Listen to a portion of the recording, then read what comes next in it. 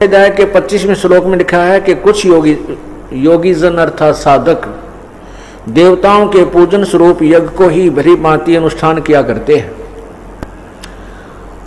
अब देखिएगा, साथ ही साथ आप आंखों से भी पढ़िए। ये है श्रीमद् भगवत गीता और गीता प्रेस गुरु से प्रकाशित है, अध्याय नंबर 4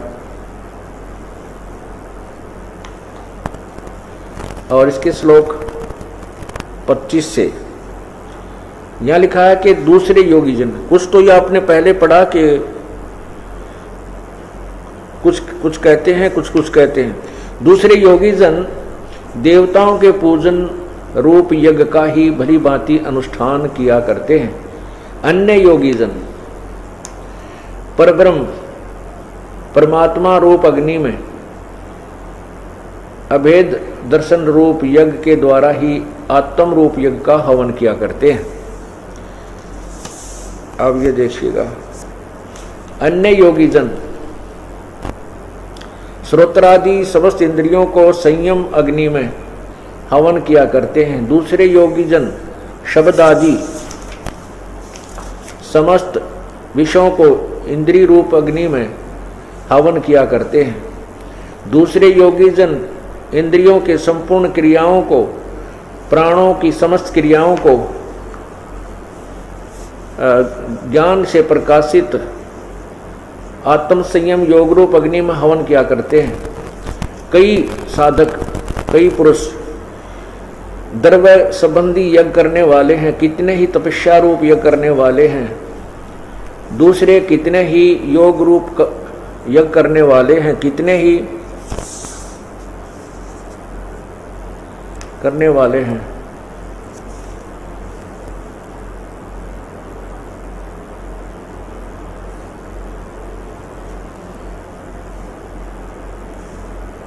यहां देखिए, दूसरे कितने ही योगी जन अपान वायु में प्राण को हवन करते हैं, प्राण वायु को हवन करते हैं, वैसे ही अन्य योगी जन प्राण वायु में अपान वायु को करते हैं। अन्य कितने ही नियमित आहार करने वाले प्राणायाम पुरुष प्राण और अपान गति को रोककर प्राणों की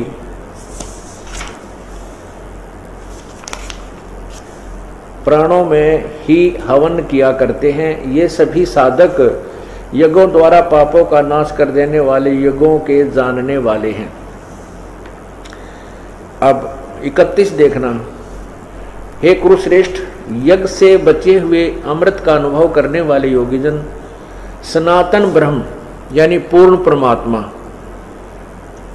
को प्राप्त होते हैं।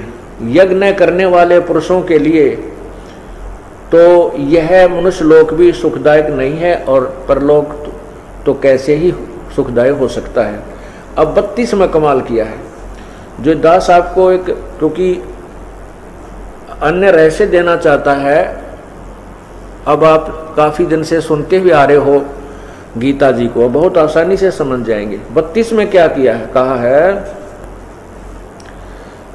एवं बहुविधा यज्ञा वितता ब्रह्मणे मुखे। अब ये ध्यान से देखने वाली बात है कि इसमें क्या लिखा है गीता जी में कि एवं इस प्रकार बहुविधा यज्ञा वितता ब्रह्मणे मुखे कर्मजान विदितान सर्वान एवं ज्ञात्वा विमोक्षसे।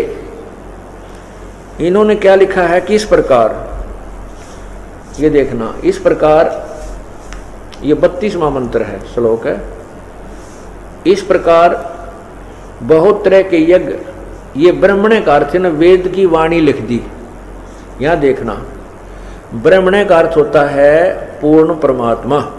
अब मैं आपको यही दिखाता हूं, अध्याय नंबर 17 के मंत्र 23 में इस ब्रह्मणे का अर्थ ही हमने क्लियर करना है, तब इस तत्व ज्ञान को हम समझ सकेंगे। ये देखना, ये अध्याय नंबर 17 है गीता जी का और यहाँ ये 23 मंत्र है। इसमें क्या लिखा है कि ओम तत्सत इति निर्देशः ब्रह्मणः त्रिविध समर्थः।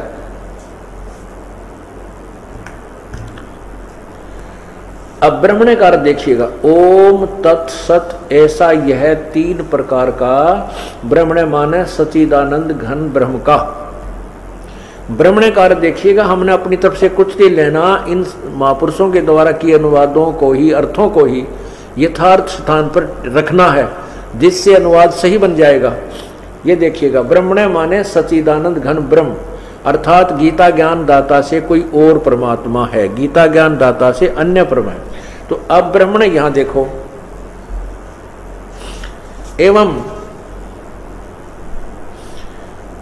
एवं बहुविधा यगा विहिता च ब्रह्मणे मुखे, मुखे माने मुख से, मुख के द्वारा, और ब्रह्मणे माने सच्चिदानंद घन ब्रह्म के द्वारा। इस प्रकार कहते हैं जो ऊपर मैंने वर्णन की है, ये भी इस प्रकार के अनुष्ठान भी और अन्य भी उस पूर्ण परमात्मा के मुख कमल से उच्चारित हुए हैं।